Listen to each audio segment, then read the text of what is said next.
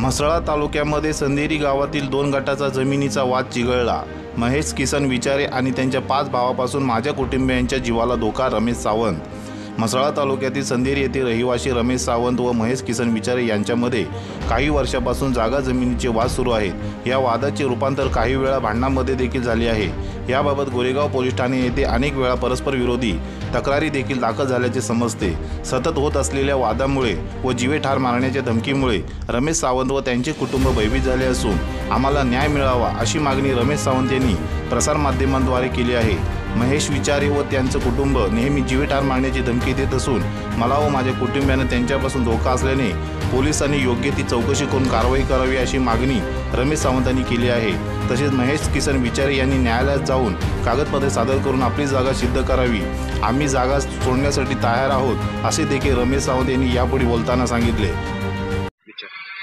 काय सांगाल आपल्या जो जागेचा वाद आहे, आपण कुठे राहता आणि काय माहिती द्या? नमस्कार साहेब, माझं नाव रमेश सावंत, माझा मुळगाव संदेरी, तालुका म्हसळा, जिल्हा रायगड। मी पिढ्यानपिढ्या संदेरी गावामध्ये वास्तव्य करून आहे। 1962ला माझ्या वडिलांनी श्रीधर तात्याजी सावंत यांनी त्यांच्या मामीकडनं नानीबाई भिकाजी विचारे यांच्याकडून 1962 साली आता आमचं जे राहतं घर आहे त्याची जागा विकत घेतली होती आणि 1970 साली ते घर बांधलं आणि आम्ही तिथे आनंदाने राहत होतो। आमच्या समोरचे महेश किसन विचारे आणि त्याचे 5 भाऊ यांनी 2008 साली काय केलं माहीत नाही आम्हाला, पण ती जागा काही त्यांनी आम्ही घेतली बाजूची। त्याच्या आमच्या नानीबाई भिकाजी विचारे यांच्या सुनेकडून रुक्मिणीबाई पांडुरंग विचारे हिच्याकडून काय करून घेतले आम्हाला माहीत नाही आणि तेव्हापासून हे आम्हाला सतत दादागिरी दाखवत आहेत। आम्ही त्यांना म्हटलं की तुमच्याकडे जर काही कोर्टाचे कागद असतील, काही तुमच्याकडे पुरावे असतील, सातबारा असतील तर तुम्ही आम्हाला आणून दाखवावे आणि खुशाल ती जागा घ्यावी, पण तेव्हापासून ते काहीच पुरावे दाखवत नाहीत। पण जेव्हा पण गावी येतात, कधी सुट्टीत येतात, तेही मुंबईला राहतात, कधी येतात